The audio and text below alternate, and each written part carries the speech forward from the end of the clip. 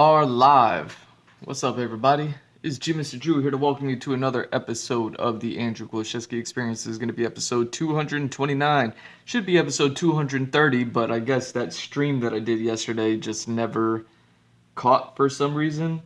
I should really double check on things to actually know when my streams are actually streaming or not, because it looked like it was, but I knew something was up when I didn't get the notification letting me know that I started streaming.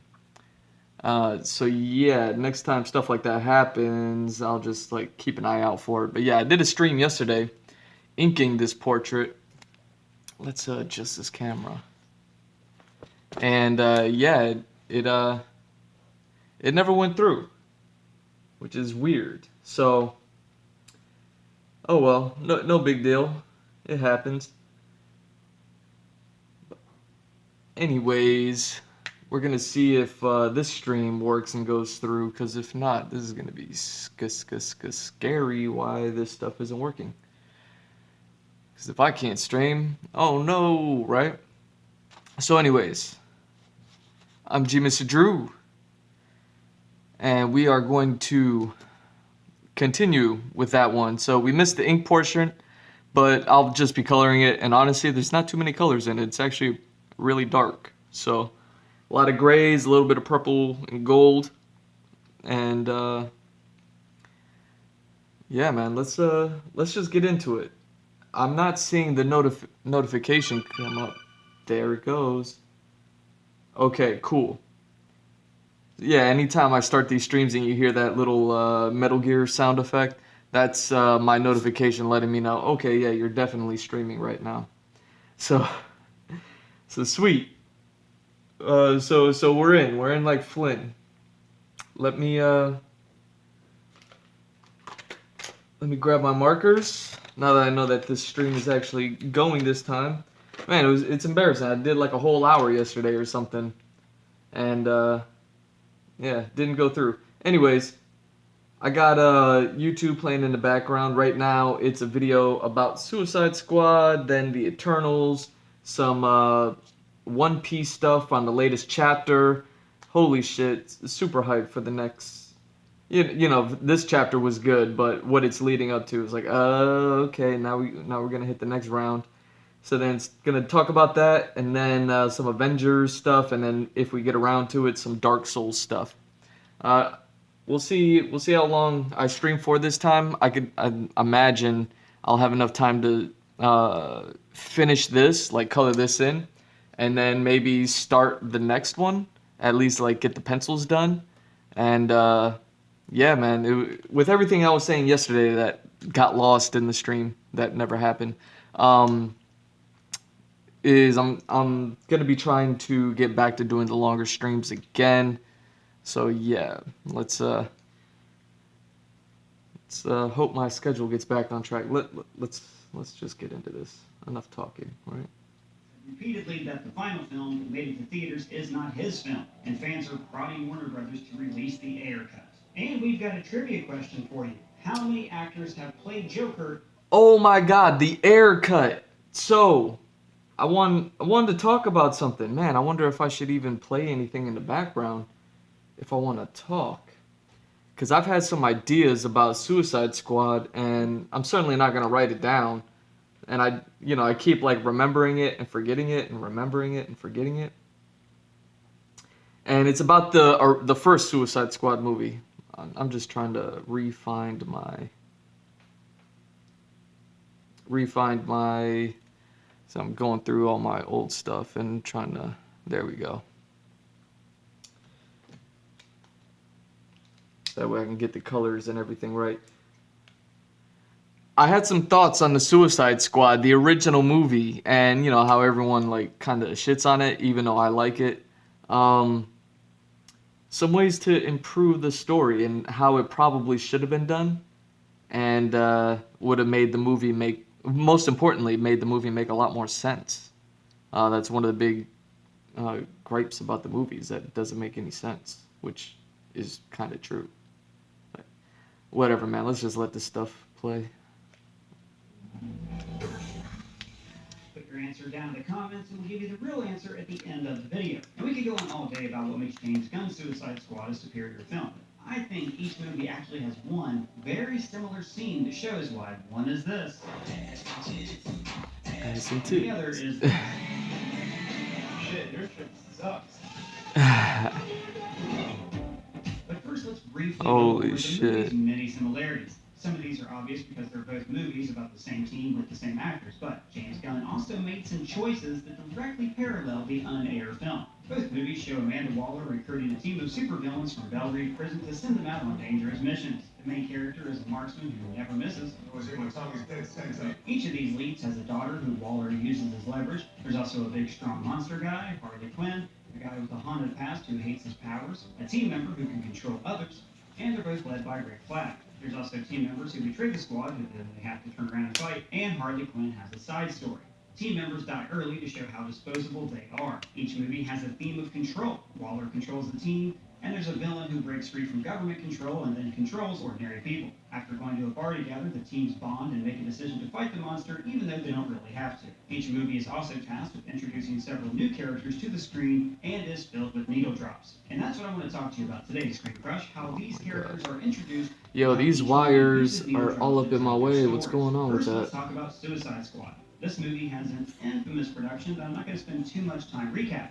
But basically, Warner Brothers committed to a darker tone for the DCEU. And in March 2016, Batman vs. Superman underperformed because it only made $800 million. So they quickly course-corrected, pushing for the film in production, Justice League, to be more lighthearted. And at that point, Suicide Squad was already in post-production. And then the first trailer came out, and it was a smash. Save the world. The studio said, oh, we want the movie to be more like the trailer, so they hired the actual company who made the trailer to re-edit the movie. And this is why the entire movie uses needle drops like a 2-hour-long movie trailer. And by the way, needle drops aren't bad. The definition is any time a movie is taken over by the immediate entrance of a pop song. Some of the greatest movies...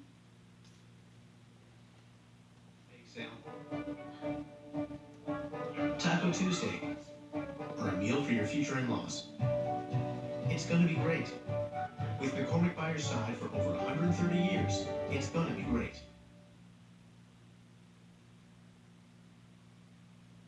Needle drops.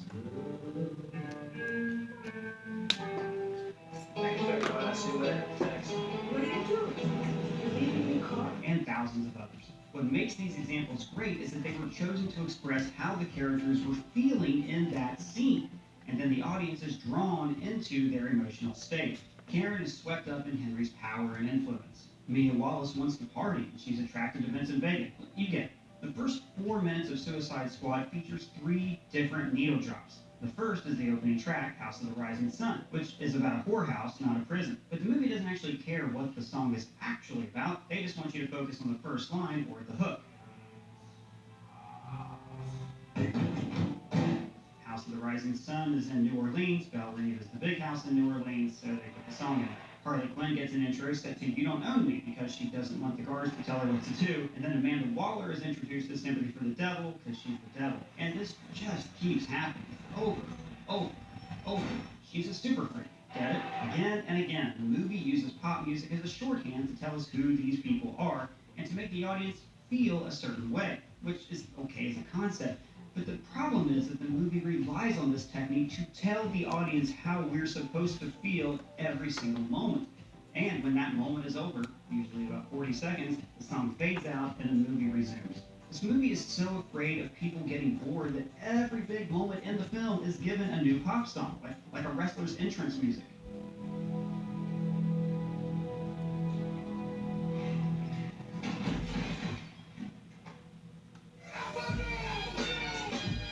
Suicide Squad is a great example of why this is a bad technique for introducing characters. In fact, the unaired cut is a masterclass in how not to introduce a large cast. The movie starts with Deadshot and Harley in jail. We learn that he's a badass and she's insane. Then Waller describes him to Chief Hopper. There's a Deadshot flashback, and then a Harley flashback. At this point, 1/3 of the movie is flashbacks. Waller describes the lesser characters using shorter flashbacks. We are now 20 minutes into the movie and nothing's happened. Then she describes the villains some more to a generic conference room with a couple of LED TVs with White House logos on them. This should have just been where her first pitch happened. Finally, she recruits the team one at a time, but not before giving Will Smith a chance to show off his skills, which entails shooting a bunch of targets. And this is completely unnecessary since we've already seen a much cooler scene where he ricochets a bullet to kill a snitch. So then, finally, around minute 38, the heroes finally get out of jail. Oh wait, the Joker. We gotta do Joker stuff. Okay, finally, 43 minutes in, the team is out of jail. Pieces are in place. Oh wait, here's Katana. This is Katana. She's got my back. I would advise not getting killed by her. Her sword traps the souls of its victims. And now we're off on the mission. And all through this, there are so many needle drops. So the one scene that I think sets these movies apart is Harley's fight scene. In Suicide Squad, the team has just encountered the asphalt zombies for the first time. Harley's texting Joker and she's trying to lead the team.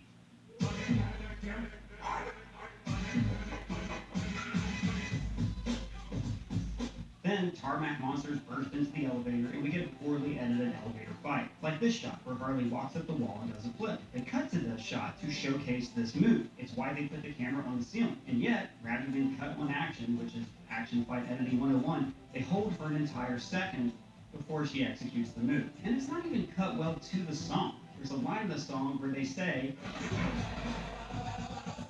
and Harley doesn't even swing her bat on that line.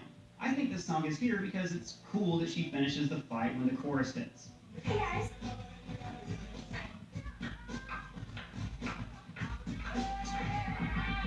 But like, why this song? What is it saying about Harley? Is she a big fan of K7 or early 90s hip hop? How does this express the emotion that she's feeling to help the audience connect with her? I mean, I guess she's trying to come to the Joker, but come on, that's a weak reason. No, look, they picked this song because it's cool when the hook hits, and that's about it. If I might offer a small change, Working My Way Back to You, Babe syncs up perfectly. See, in the scene, Harley is trying to escape the group to be with Joker.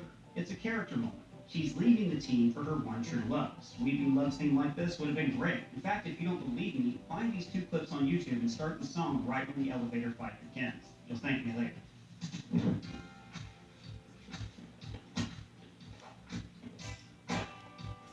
Damn. So now let's pivot and talk about The Suicide Squad, a movie with the same basic premise, You but ain't where lying. the director is actually allowed to direct the movie.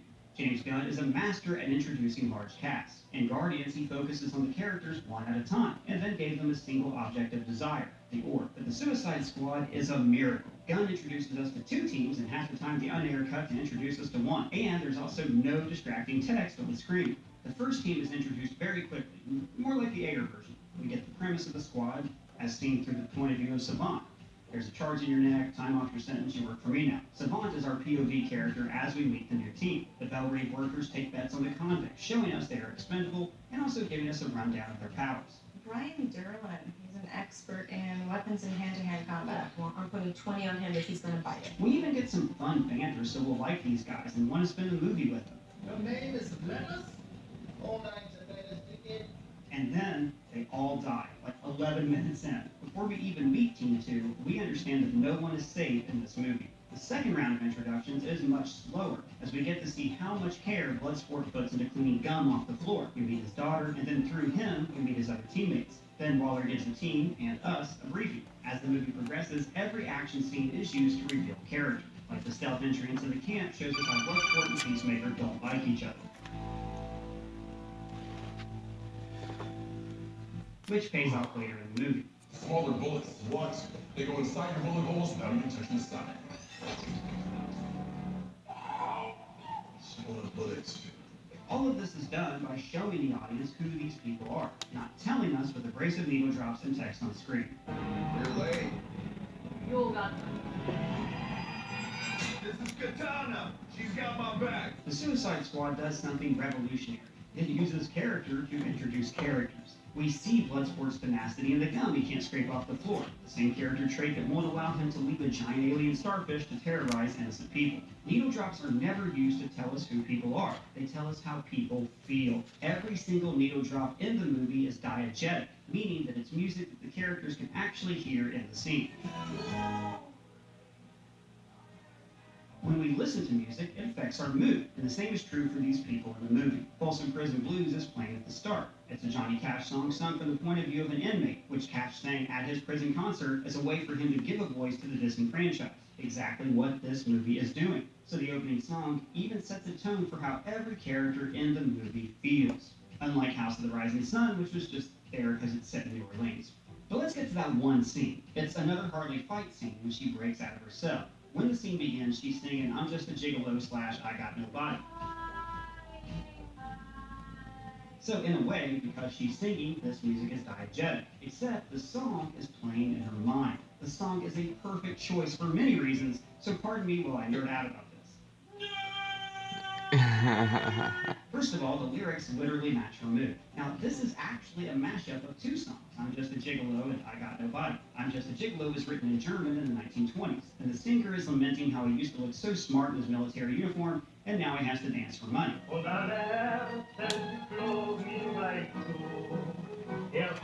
Man, that's dark. So, in a meta way, this was an Austrian mourning the collapse of his institutions following World War I. The person singing the song isn't allowed to feel real emotions. Their love is for sale, just as Harley's own attachment to society collapsed when she fell for the Joker. Now she's a shield for Waller.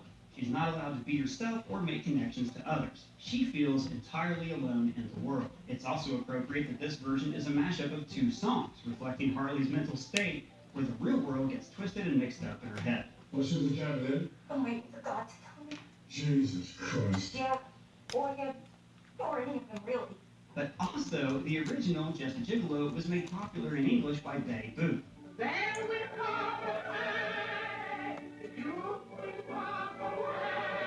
Most people today know who she is on sight, maybe from Roger Rabbit, but Betty Boop was, in the 20s and 30s, an incredibly popular character, and even a sex symbol. She wore actual women's underwear, not children's clothing like Minnie Mouse. She presented a ditzy image to the world that actually understood the characters around her better than they understood themselves, just like Harley Quinn. Psychologically speaking, vengeance rarely brings the catharsis we hope for. So, back to that scene.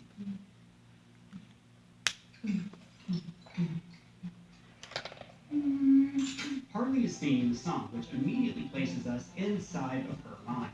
Then the actual song takes over, and we're slowly slipping into Harley's point of view.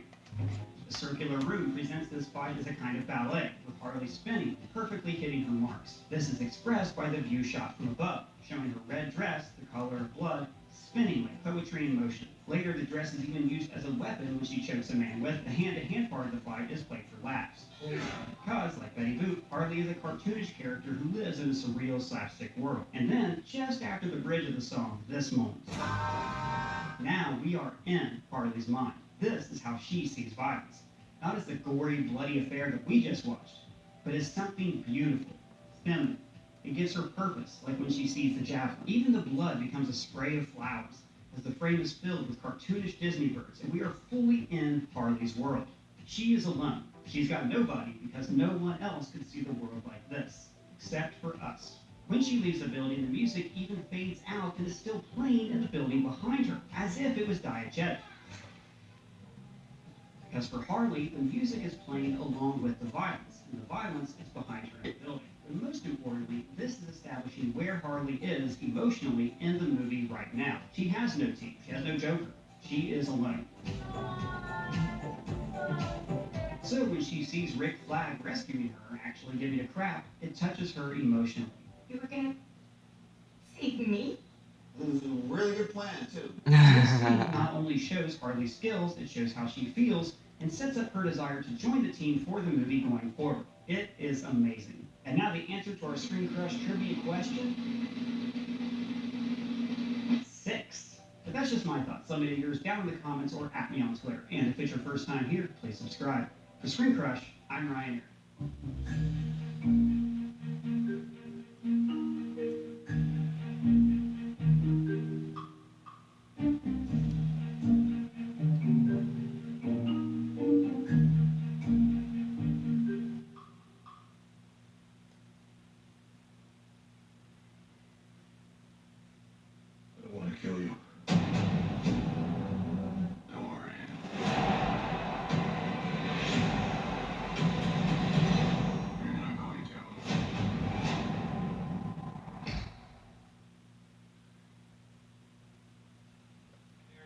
in Marvel's Eternals has a new trailer that rewrites our creation mythology with giant armored space gods who have had quite enough of us. How long do we have?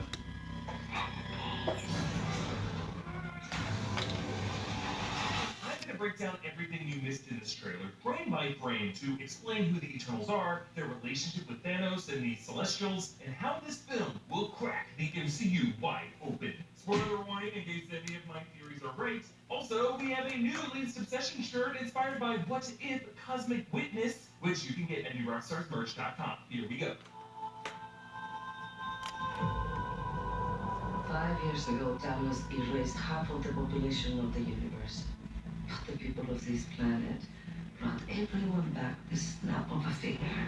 So we open on Eternals Ajax and Icarus. Ajax is the Eternals' healer and spiritual leader who can communicate with their creators, the Celestials. She lives in this remote western house and rides up to see Icarus staring her down on top of the hill. Honestly, a worrisome sight to come home to, like an exiled gunslinger realizing, ah, damn, they found me. Ajax references Thanos snapping away half of all life in Infinity War and Hulk snapping them back in Endgame. Thanos is an Eternal, son of Alars, who was an Eternal brother to the Eternal Zuras, who was Thena's father, making Thena and Thanos cousins. Now, Thanos was born with a deviant gene, but since he was born to Eternal parents, he remains more Eternal than deviant, just an outcast to the Eternal society. Now, as an obsessive watcher of stuff who cut my teeth on things like Lost, I cannot help but see this as the Lost Season 5 prologue scene, the meeting between the mystery figures Jacob and the Man in Black, both immortal brethren who dwell among ancient ruins and debate over whether to intervene in human conflicts. Just because similarly I sense an antagonistic relationship between Icarus and Ajax here. Like Icarus is someone unable to communicate with their creators, something that might have pissed him off over the years, and who, later in the trailer, emotionally fires his optic lasers at this same farmhouse location. And Ajax is strangely absent from the rest of the Eternals and other shots of this trailer. Just keep that in mind. Meanwhile, the music is a mournful female vocal, part of the score by composer Ramin Djawadi, who you might know from doing the amazing music of Game of Thrones and Westworld. His music there deeply interwoven with that show's similar themes of immortality and flawed creators, which are at the heart of this story. Moving on. The sudden return of the population provided the necessary energy for the emergence to begin. Okay, we see Earth at the moment Hulk snapped everyone back. As the sun rises on Europe, population zones flood with lights to represent the sudden return of half the world's population. But before we get there, you can see faint glows in Norway and then down in Central Africa, representing the regions of New Asgard and Turnsburg and Wakanda, two major regions from which backup arrived in that Battle of Earth in Endgame. Though some nerdy griping here, this would imply sunrise happened in Moscow in this moment, which would have made it the middle of the night in upstate New York. Also, the tilt of the Earth toward the sun means that the northern hemisphere is in the middle of summer, not October when the Battle of Endgame was actually set. Gripes that we would have really no problem with if we were flat earthers, but alas, we worship at the altar of Ereshkigal. Anyway, imagery shows astral bodies swirling into formation until one star explodes in a flash of red, where, if you go frame by frame through this, bends the space around it and stems outward briefly like blood vessels in a giant cornea, similar to the way these Celestials also stem outward in these golden lines before their form appears. We could be looking at the birth or hatching of a Celestial, maybe Ereshkigal, whose color is a similar shade of red, from a cosmic body that it was using as a gestation pod, since we know Ego, who is also a Celestial in the MCU, took the form of a living planet, his brain buried deep in that planet's core, and he explained his origin story in tableaus contained in shells resembling eggshells, and pilots himself around in a ship that is modeled off of an egg. Now, Ajax describes a coming event called the Emergence, caused apparently by the sudden return of half the population. Sounds like the Celestials might consider that sudden overpopulation a cosmic violation by the Avengers that must be fixed. So the Emergence could describe the resurrection of the deviants, which might be seen by the Celestials as a population control protocol. But Ajax makes it sound like There you are. Light spiked energy. I was like, why isn't that marker? Earth is feeding from all those life forces on it. We're good. And egg needs to reach critical mass energy before it hatches. So this could be the emergence of a Celestial gestating inside the Earth, the way Ego used his planet as a kind of Jupiter's shell. In the comics, there is a celestial known as Tiamat, the dreaming celestial who sleeps buried in a vault underneath the mountains on Earth. I'll come back to this batshit theory, but let's keep going.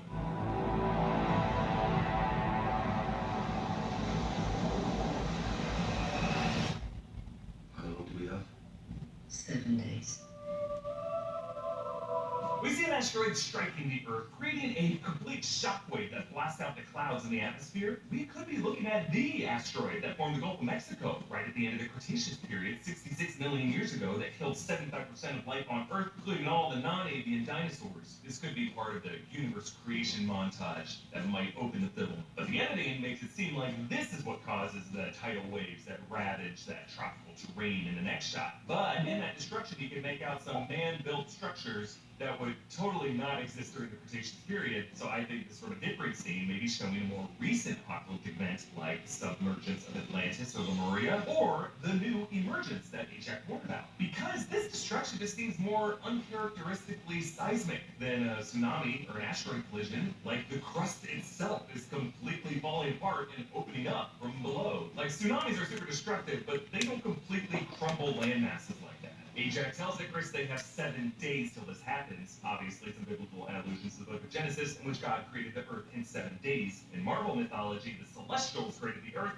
and apparently can take us back out of it in the same amount of time. Next clip. We're Eternals. We came here 7,000 years ago to protect humans from the deviants. This section offers the Eternals' origin story. The 10 of them surrounding the form of Erishim, who drops a golden orb into the throat of Ajax, awakening her, and maybe a kind of blessing that allows Ajax to be their mouthpiece. Kind of like, kids, Ajax getting the phone okay, so don't separate from her. Mommy and Daddy are going to get who they are. Now, in the comics, the Eternals are one of 3 races created on Earth by the Celestials, along with humans and deviants. Deviants were beastly hostiles, and Eternals are these superpowered immortals who protect mankind from the deviants. Meanwhile, the Celestials' origins are explored in later comics. They're said to have been created by the aspirants in their own image, and aspirants were created by the first firmament, and all of this hierarchy beneath a meta-entity known as the One Above All, considered to be a form of comics creator Jack Kirby, or in the MCU, Stan Lee or Kevin Feige. I don't expect the Eternals film to go that high up the ladder, but the Celestials created the Eternals 7,000 years ago, which, interestingly, is when many early human civilizations began recording their progress with things like trade and agriculture in our history. Like, there are specific regions on Earth where these civilizations began to spring up, like along the Tigris and Euphrates rivers in ancient Mesopotamia, the Nile in Egypt, Indus River in Pakistan and the Indian subcontinent, and the Yellow River in China, and then over in the Western Hemisphere, a whole bunch of groups along the Andes Mountains in South America. So these Eternals with names like Athena, Icarus, Phastos, Gilgamesh all correspond to figures from real-world human mythology from different regions around the world. It's because those figures were probably based on these Eternals. And then more of that scene we saw in the teaser, the seaside tribe looking at the ocean, now revealed to be a deviant attacking this boy while he's fishing. The deviant has an interesting design. Forked tongue, nostril slits, long barbels, or stingers like the ones you'd see on a fish. Icarus saves this kid by firing lasers from his eyes, which, along with his powers of flight, bring up an interesting parallel to a recent episode of Marvel's What If. Are you sure you cannot fly or shoot lasers out of your eyes or something? Suggesting the collector might have had some vast experience with another superhero from Earth, Icarus. And as Icarus rams that deviant, he flies directly into its mouth. And I don't think you can go to the collector for dental. Next clip. Why didn't you guys help fight Thanos? Or any of all the other terrible things throughout history? We were instructed not to interfere in any human conflicts unless deviants are involved.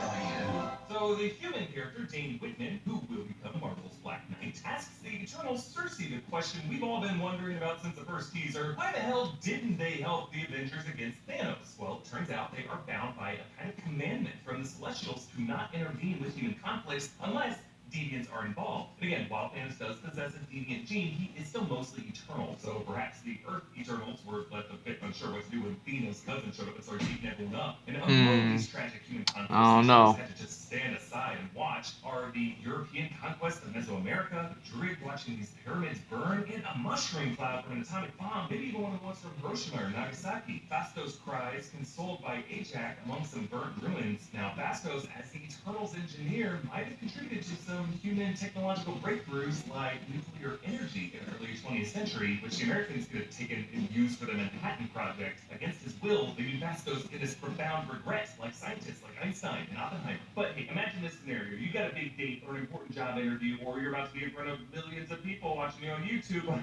Wait a second, what's that? You just did. Who invited that to the party? Well, today's sponsor, Frontman, is here to help Sponsors. you disinvite your unwelcome acting guests. So, Front... And it's sweat-proof.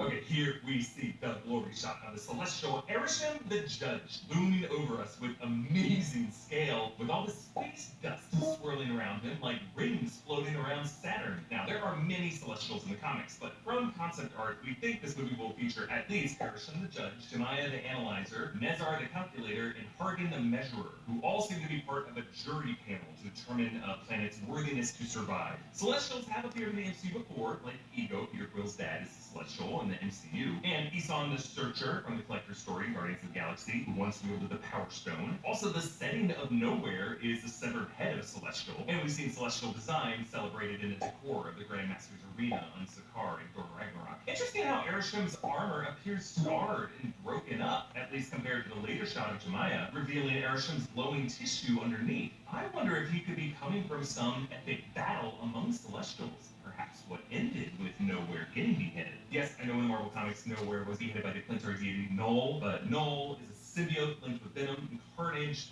Might be a Sony thing, and Marvel Studios is probably going to retcon away from that if they decide to ever answer that question. And the November title contains a tiny little symbol that fades away. And then at the end of the trailer, the November 5th title card is turned sideways, and kind of a bow tie. Also fades there. You could see these as a symbol of a double helix DNA for ancestry, and then the other one for maybe infinity, both of them fading away, like these Eternals are severing their ancestral links to the infinite Celestials. Onward. We need to find the others. I haven't seen something for centuries. Hi. Hello. This is what the end of the world looks like. Please be a front row seat. Okay, we embark deep into the Amazon rainforest to Druig's commune. Now, Druig is known as the moody loner of the Eternals, and now he is living in present-day Peru. It looks like some community isolated from modern society, perhaps using mind control, given the culty look of this group. Thena and Gilgamesh spar with weapons and armor conjured from mystical energy. Gilgamesh's gauntlet, with the circular pattern that actually composes all of this mystical energy that they use, looks a bit like the Infinity Gauntlet forged by Eitri from his model. Then this volcano erupts. Now, this is not Vesuvius from Loki, but I think it could be connected to the Great Cataclysm from the comics, a disaster in an ancient war that involved the Atlanteans, the Deviants, and the Celestials. The ancient kingdom of Atlantis, which used to be land-based, tried to repel a deviant invasion by opening up magma pits, creating volcanic eruptions all over the continent. And the second host of the Celestials then caused a nuclear cataclysm against the Deviants that ended up sinking the deviant-controlled kingdom of Lemuria, but also Atlantis, which could be the way we get Name of the Submariner in the MCU, or get an answer of what those underwater earthquakes Sequoia mentioned were all about. Either way, this does not seem like a natural volcanic eruption, because in that smoke, and actually later in the closer shot of the lava, you can see a bolt of golden lightning and a violet flash in the smoke plume. This just looks like the result of some kind of interference by the Eternals and or the Deviants. Sprite says, This is what the end of the world looks like. Please be a front row seat. reminds me a lot of Steve Buscemi's line, and alright, get it. Look, we got front row tickets to the end of the earth. Moving on. You know what's never saved the planet? Your sarcasm.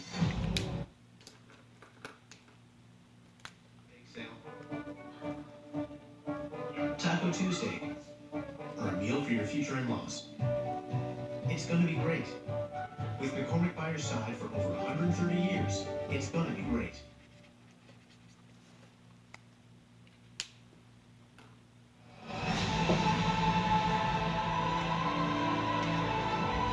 We've loved these people since the day we arrived. So in the Eternal's treasure room, there's a golden statue of a cat, perhaps the Egyptian goddess of Bastet, from whom the Wakandan panther deity Bast was derived. Previous teasers showed this room also contains all kinds of historical relics, stuff from ancient Rome, and even the Holy Grail cup from Indiana Jones and the Last Crusade. Maybe Makari is under house arrest here because she intervened and saved a human from a falling column in one of those past disasters. Fastos raises the Eternal ship from beneath the earth from what looks like an archaeological dig site already underway. Sprite puts on a fireworks display based on the blue walls. Looks like the ancient city of Babylon that we've seen in other footage. And notice how she first shows them the various constellations and a Viking ship rowing toward a mountainous coastline. This could be depicting the ancient people of Norway, who also benefited from divine intervention, the Asgardians. Marvel's What If Episode 1 included an Italian textbook about the Tesseract, with the passages describing how the ancients followed the constellations, and from those formed their beliefs in the gods, which would include Odin of Asgard, but also, in this case, maybe even these Eternals as well. Moving on. When you love something,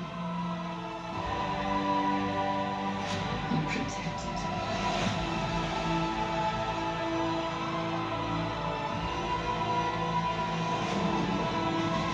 Icarus and Circe bond with these ancient farmers that were shown in the previous trailer as people they use their powers to cultivate crops. They may have actually used parts of the Embers of Genesis that we learned about in What If, which was an artifact that vastly expands agricultural production on any planet. Dane and Circe are in Camden Lock in London as a double-decker bus flips toward them, but notice behind Dane there is Sprite, but also a duplicate Sprite to the left, and then 3 other duplicate Circes calmly walking across the street. And this is because one of Sprite's abilities is to cast illusions, which I assume she's using against whatever deviants are wrecking this bus with it. But then Circe uses her power to turn the whole bus into rose petals. But no one was on it. It's a bit similar to when Doctor Strange turned an attack into butterflies in his wizard duel with Thanos in Infinity War. Then Circe appears in this mysterious vast chamber.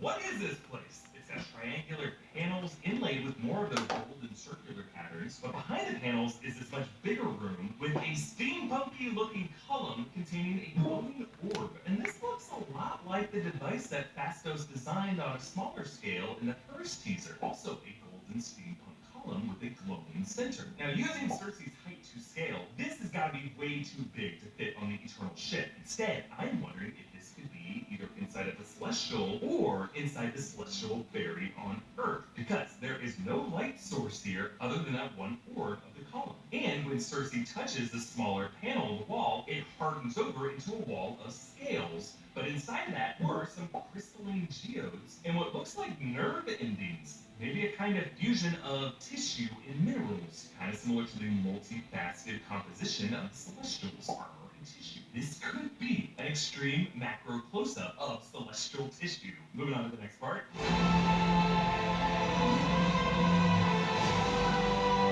can't protect.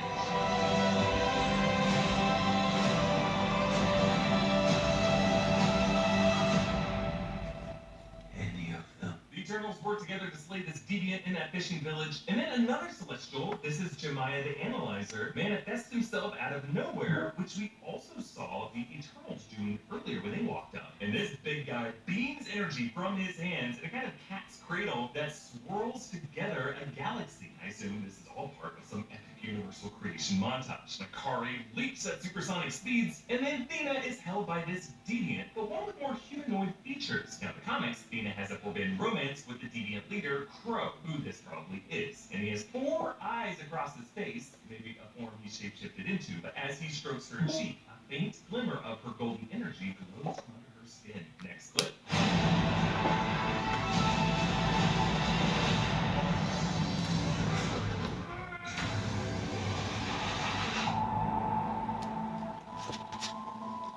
So Icarus fights a flying deviant over the Amazon rainforest region of Druid's community, making lasers off its wing and then tackles it to the ground. I don't know, I just get the feeling that the deviants might not be all that bad, and Icarus is just going Homelander on these guys against the wishes of the other Eternals. Let's move on to the last clip. I bet he's built a perfect synthesis. What was this even made of? Vibranium?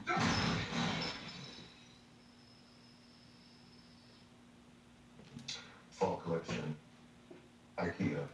Okay, so Icarus and Circe are meeting Fastos in his home, where you can see some games all over the place, chats, Connect 4, coloring book, game controller, other toys, because Fastos has a family with kids and a husband. Icarus thinks the table's made of vibranium, but it's actually the IKEA fall collection, setting this movie in, I'm gonna say, fall 2023, maybe even the 7 days after the endgame battle in October 2023, since Ajax said 5 years ago. And originally, this movie was supposed to come out right before WandaVision, a show that takes place 3 weeks after Endgame. Why does that matter? Well, because the world is still there in WandaVision, Falcon Winter Soldier, and Spider-Man Far From Home, so I think we can assume those Celestials effectively effed off. We're going to be talking a lot more about this movie as it gets closer, but you can follow me on Instagram and Twitter at EABoss. Follow and subscribe to New Rockstars. Thanks for watching. Bye.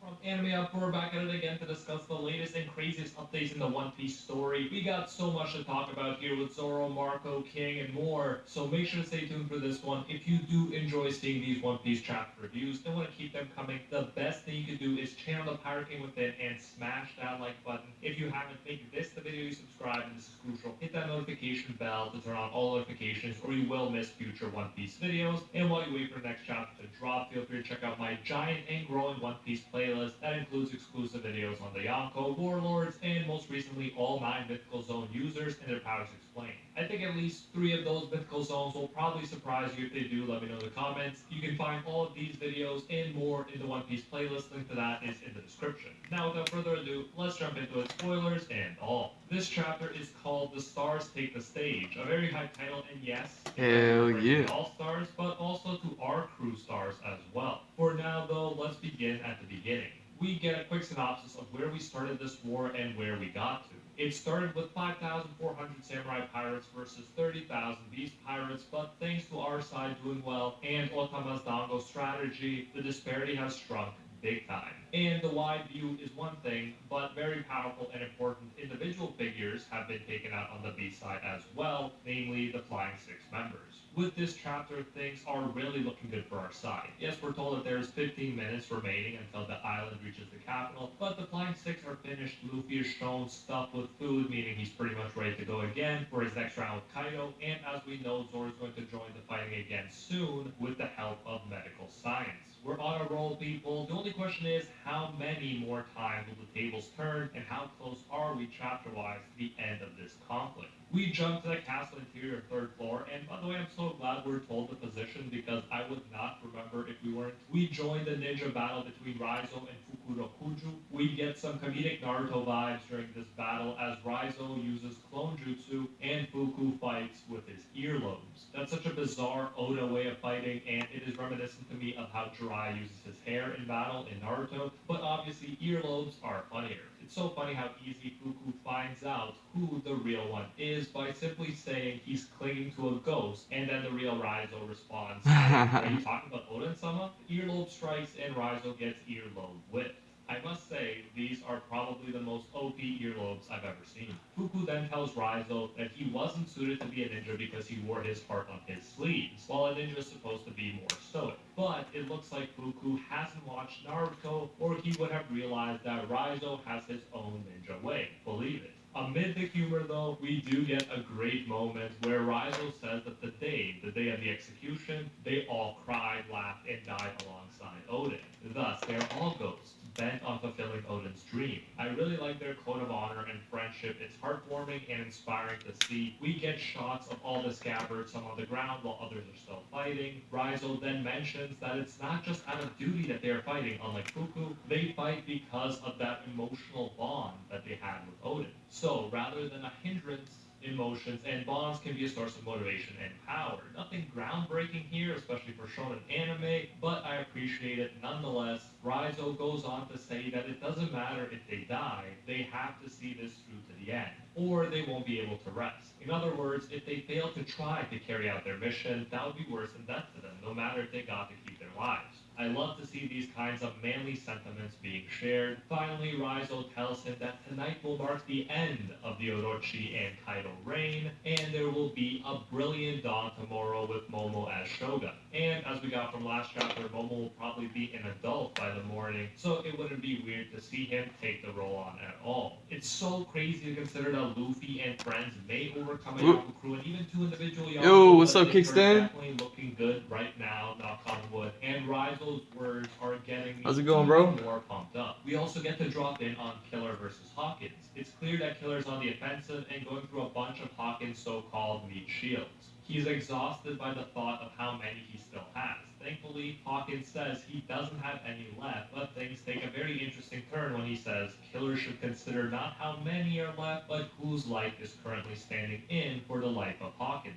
We then jump to Big Mom versus Law and Kid, another very hype matchup, and against the Yonko, they definitely need all of their faculties and luck too, but unfortunately, Hawkins was talking about Kid, and Kid starts noticing that something stabbed him. So yeah, now, for Killer to beat Hawkins, it seems like he'll have to cut down Kid first, albeit indirectly. This makes Hawkins a very tricky fighter. Obviously, Killer would never kill Kid, so he may have to find a way to restrain Hawkins or find a workaround, otherwise Hawkins may take out Killer. And although Killer is definitely cool, he's enough of a side character for him to possibly be taken out right here, so you never know what's gonna happen. Things could have been much worse if Hawkins didn't finally admit that Kid is his current meat shield, but he's thinking about himself and wants Killer to agonize over fighting back. This is the best way to assure his own victory, while letting Killer kill Kid would not have been best for him necessarily. Oh, but nice. It would have been the better move for the Beast Pirates as a whole. As far as side That's cool, fights man. You go, learning this is stuff. Definitely an interesting one, and I look forward to seeing what happens and how it plays out. As Killer points out, Hawkins is twisted, and that works really well for an antagonist. It's always like good. him, not gonna lie. Then we get to the meat and potatoes of the chapter, if you will. We see in a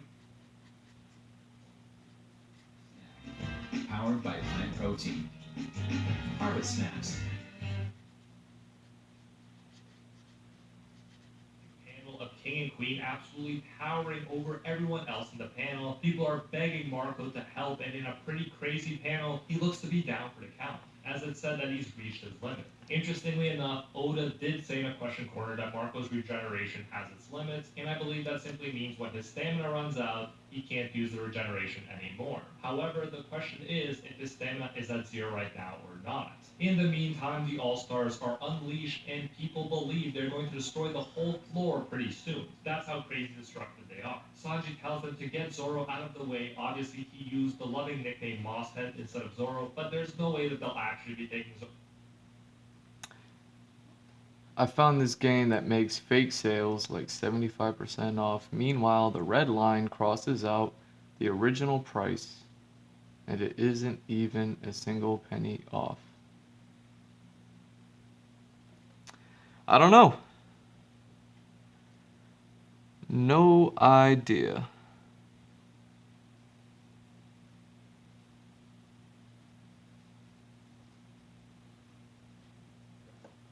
So it's basically saying the sale price is equal to the original price. Yeah, it's kind of weird. I don't know if it's deceitful.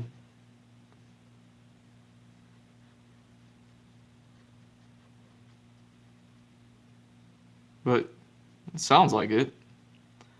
But sales and all that stuff, there's so many weird rules and stuff, you know what I mean? They're always talking about interest and APRs and all this other stuff, and it's like, you know, who knows what any of that stuff means.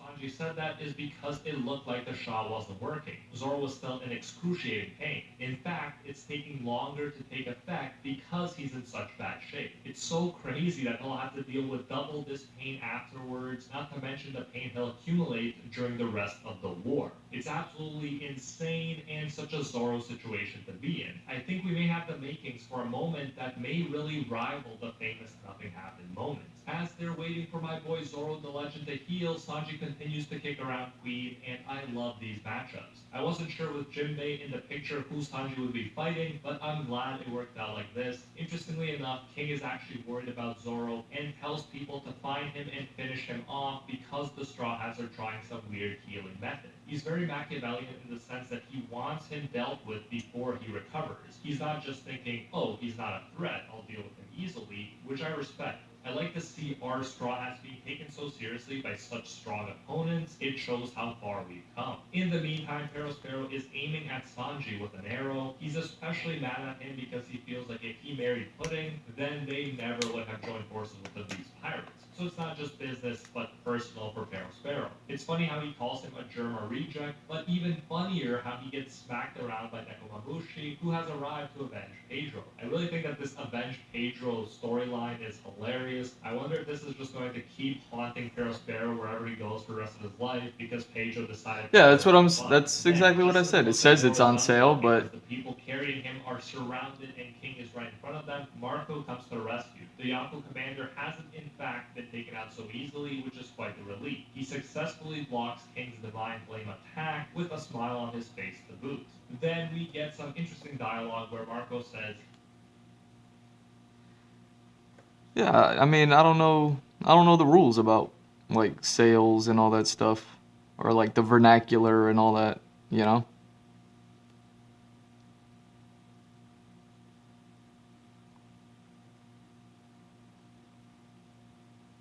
I mean, at the end of the day, you know, maybe don't buy something simply just because it's on sale.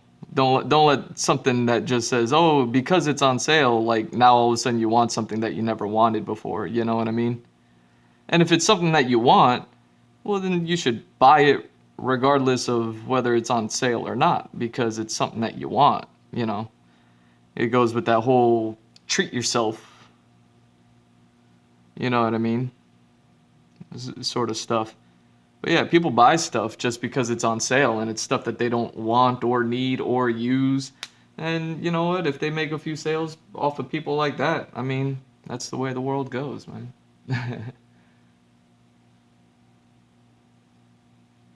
about a certain fire conjuring race that lived on top of the Red Line, and calls King King of the Flames. But of course, Marco won't be the one to fight him to the end, because he's more here to assist rather than to hog the spotlight.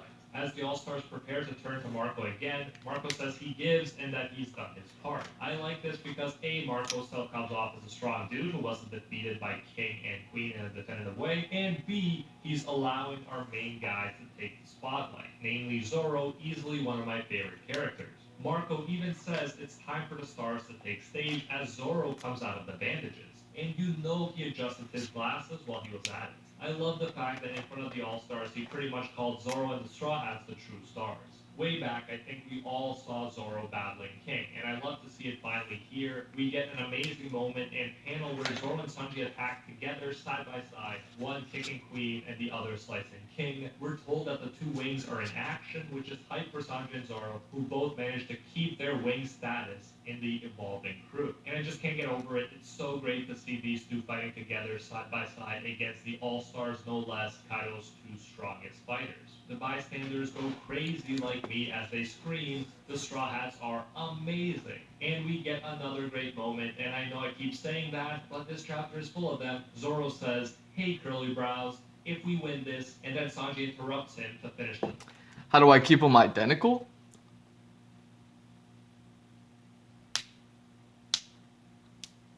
I'm not sure what you mean. Like, how do I, like, keep the character looking like the character? Like how do I keep, like, a consistent look for the character?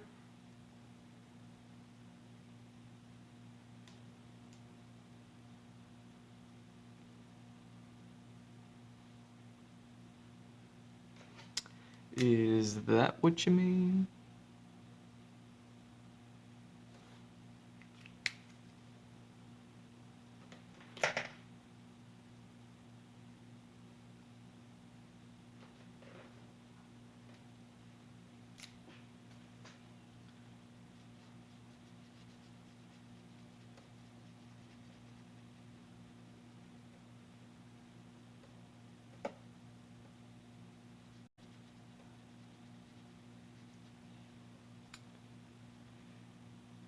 Keeping the character looking the same. Yeah, the consistency.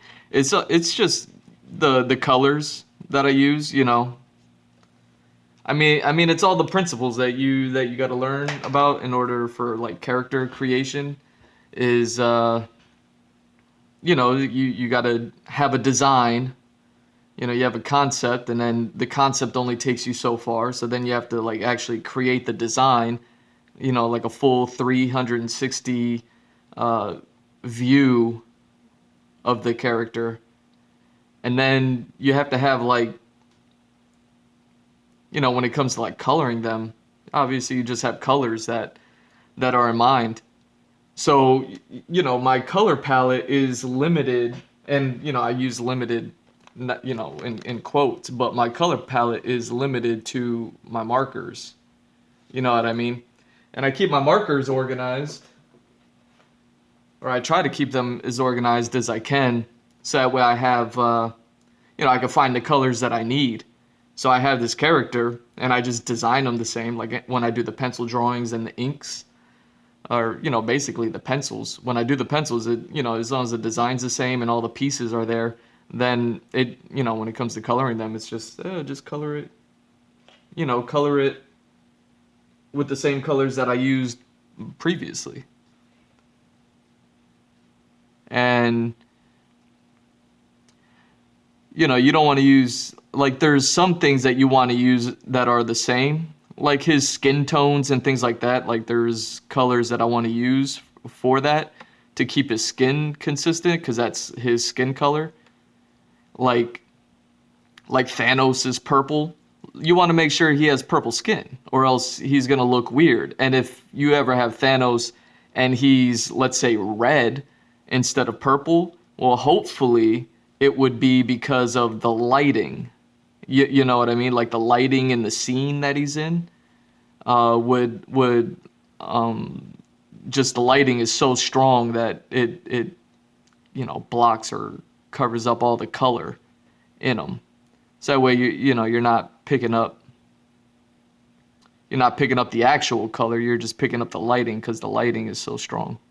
Kind of like how the red border is over here. It's not because his black clothing is red. It's because of the lighting in the scene. So then once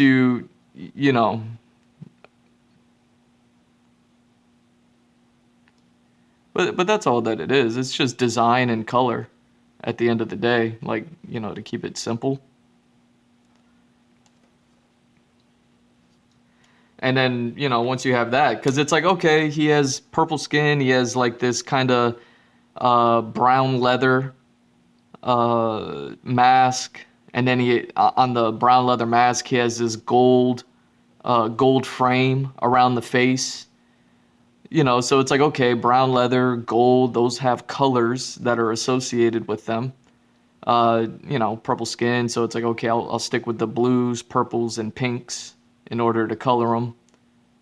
And then, he has green hair, but the green hair used to be another color, so then, you just keep it in those transitional colors around green, whether it's yellow, green, or blue. You just keep it within those. So as long as you know a little bit about how like color theory works, or how color usage, or how to use colors, and yeah, that's how all that stuff goes.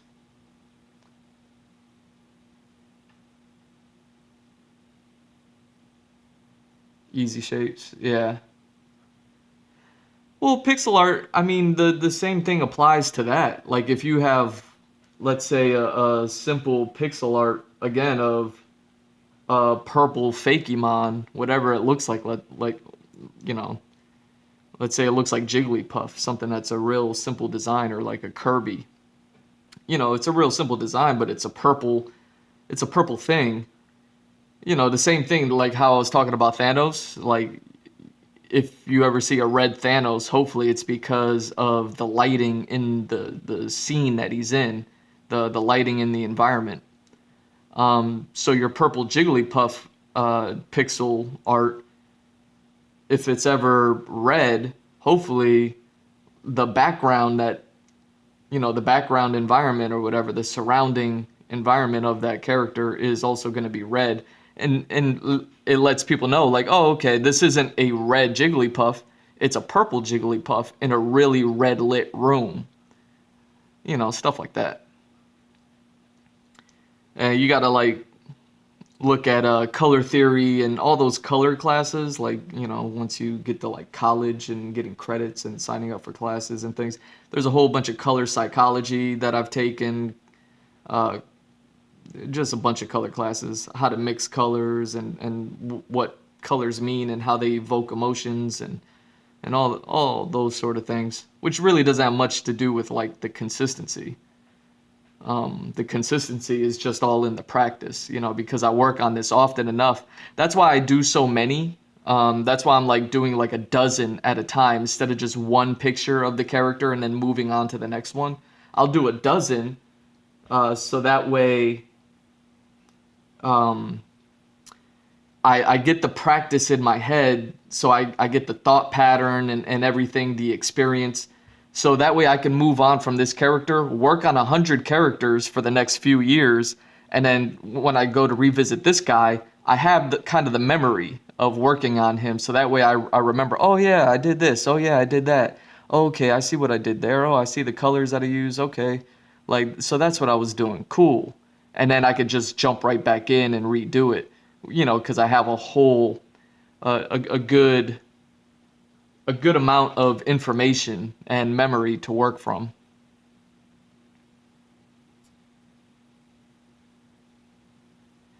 And you know, there's I mean, as far as like his looks, there's a bit of there's consistencies.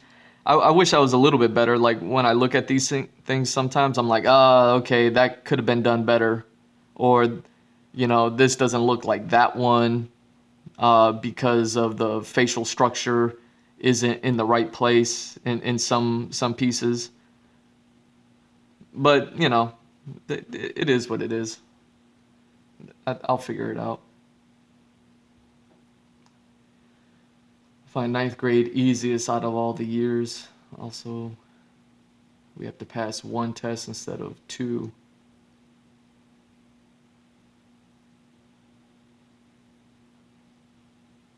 Yeah, man, high school was so long ago for me. I graduated high school in 2006. So I mean, I don't even remember tests or how many. Like I know we have like SATs and FCATs in Florida and things like that, but like I don't really remember. But yeah, that tests are tests. They suck, but they're always gonna be there the rest of your life. Trust me, when you go to a job, I mean, they're not gonna be like, hey, A, B, C, D tests, but there's gonna be tests for sure.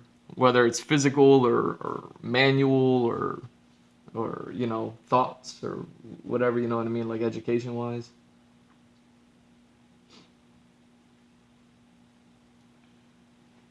Luffy becoming king of the pirates. Goosebumps, people. This is so epic right now. It's making me want to cry tears of awesomeness. We have reached a climax of this arc where these two will take on the All-Stars, and Luffy is just about to meet up with Kaido again for the last time during this war. I could not have been more satisfied with this chapter. As always, let me know your thoughts about the chapter and what you're most looking forward to seeing next. Who was your MVP? I gotta go with my boy Zoro for taking the pain, for returning in such a spectacular fashion, and for cutting down King. I'm not saying King is down for long, but still, it was an epic panel. If I could pick two MVPs at once, if that's a thing, then the duo of Sanji and Zoro definitely gets it. Their dynamic and role in this chapter was just amazing. And that is it for this one. As always, thank you so much for joining me in discussing another amazing chapter. If you do enjoy seeing these One Piece chapter reviews and want to keep them coming, the best thing you can do is channel the Pirate King within and smash that like button. If you haven't, make this the video, subscribe, and this is crucial. Hit that notification bell to turn on all notifications, or you will miss future One Piece videos. Hitting the like button and subscribing is very Pirate King energy, while not doing so is very Orochi energy, just saying. And while you wait for next chapter to drop, feel free to check out my giant and growing One Piece playlist that includes exclusive videos on the Yonko, Warlords, and most recently, all 9 Mythical Zone users and their powers explained. Like I said, at least 3 of those Mythical Zones will probably surprise you. Let me know what they do in the comments of that video. You can find all of these videos and more in my One Piece playlist. Link to that is in the description. And until next time, see ya, Space Cowboys.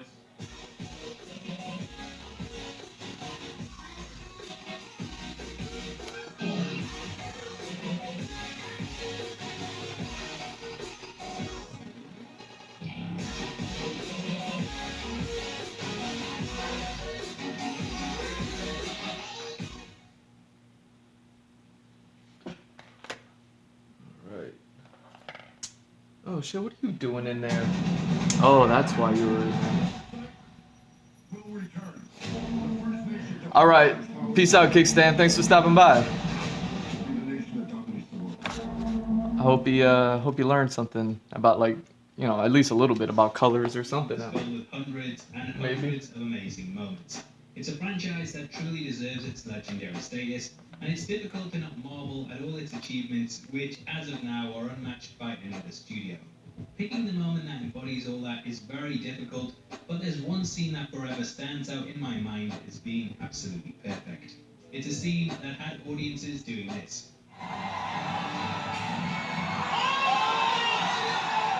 But why does it work so well? And why is it that the moment somehow gets better after multiple watches? Well, throughout this video, we're going to be breaking down exactly what makes this scene what it is, as well as the storytelling behind it that just makes everything about this a complete knockout.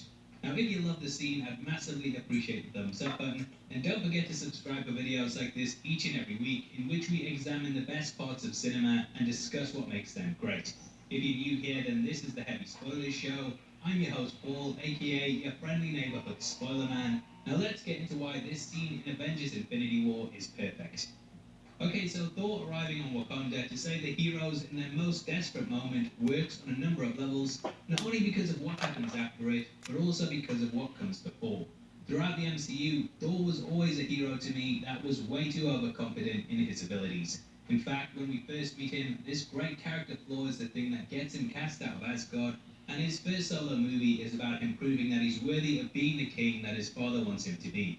Now, for as self-assured as he is, when we look back at the series, Thor is also the person that has lost the most. Before the events of him journeying to Wakanda, not only did he lose his mother, he also lost his father, sister, brother, well-adopted brother, home, best friend, and half of all his people after Thanos' attack on his ship. He's easily been on the most devastating arc in the entire series, but this loss also gave him a false perception of himself and what fate had decreed for him.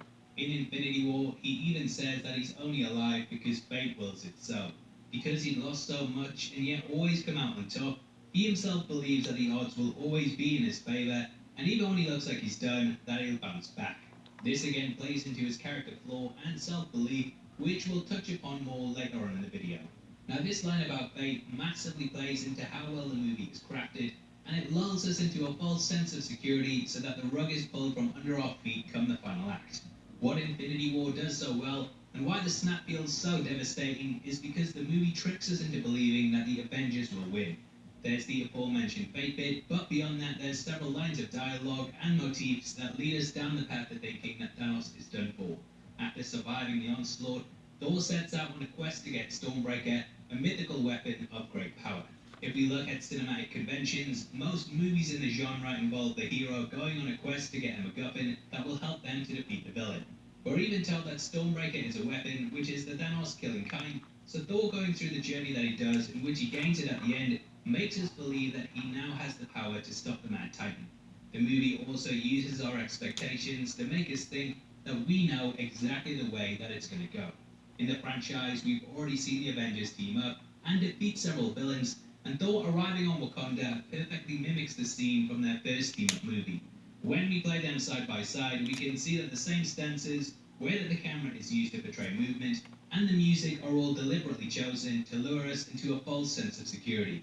It's masterful filmmaking and makes the twist a complete gut punch, as due to all this build-up, we were sure that the good guys were going to win. Now, why this scene also works incredibly well is the immediate build-up to it. Our heroes on Earth are facing Why the odds 15? as the forces of Thanos swamp them, and it seems like all is lost. That is until the Bifrost shoots down with a bass sound that will crack your subwoofer, and Stormbreaker flies out of it. Within seconds, Thanos' soldiers are completely decimated, and when it returns to Thor's hand, we see the hero once more standing there triumphant. Throughout the film, Thor has painted a sorry picture of himself, and he's very much been a character that's defeated and How'd I mess up the date? However, his return here shows the character that we know and love is back, and he's ready to take on Thanos. Now, why this works so well is because throughout the film, Thor has been going about things away from Thanos. Rather than traveling to nowhere to take him on with the Guardians, he went to Nidavellir in order to get Stormbreaker. I wouldn't necessarily call it cowardly, but he wasn't really rushing to battle, and up until this point in the film, the character hasn't had the action scenes that the others have. He's been a shadow of his former self, almost wallowing in self-pity, and on the verge of Bully Maguire asking him if he's gonna cry now. However, here he's a complete opposite to that, and rather than skirting around the edges, he's running headfirst to his opponents and completely wiping them out in the process. It's difficult to not get swept up in this moment, and because of this scene, you can't wait until Thor finally beats the villain and rights the wrongs of all that has been done to him. There's no way he can lose. However, calling back to our earlier point, it's Thor's great character flaw that is the reason why he does, and why he also dooms the universe. In the finale, after Thanos has collected all of the Infinity Stones, we see Stormbreaker rushing towards the villain, but rather than hitting him in the head, it goes into his chest. Thor has the opportunity to kill him, but rather than delivering a killing stroke, he prefers to gloat and rub it in Thanos' face that he's won.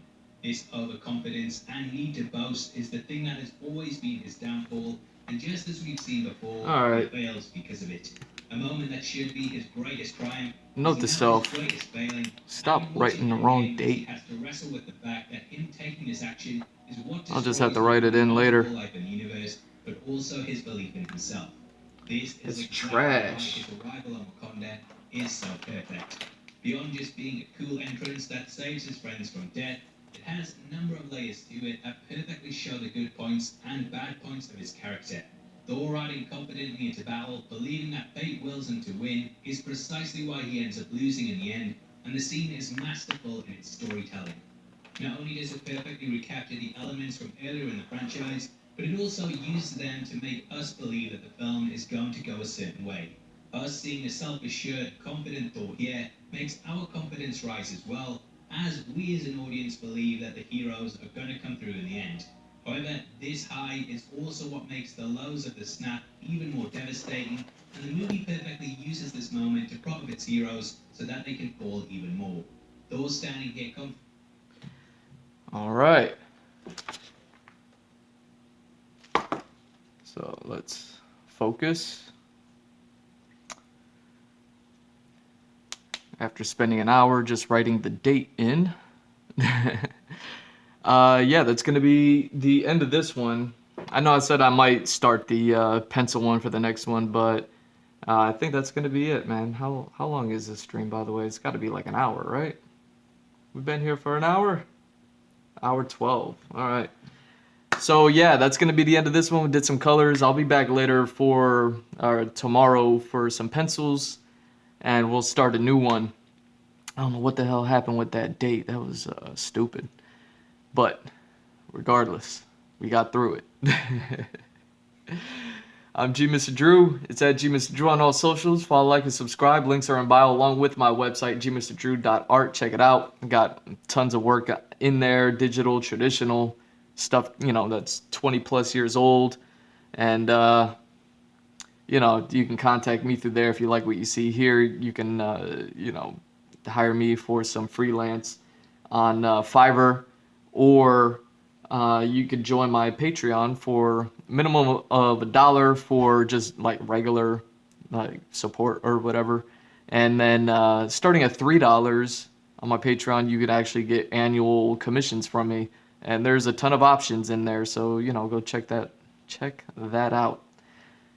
And other than that, I want to thank everyone for watching. This is the Andrew Glowczewski Experience, episode 229, finishing up this character portrait concept right there. I really love this hoodie look for this guy. That's super awesome. Definitely has that secret operative look and, you know, ninja look. So, Yeah, man. I'll explore that a little bit more when I do the the full body um, concepts or action poses and things like that. But until then, I love y'all. Peace.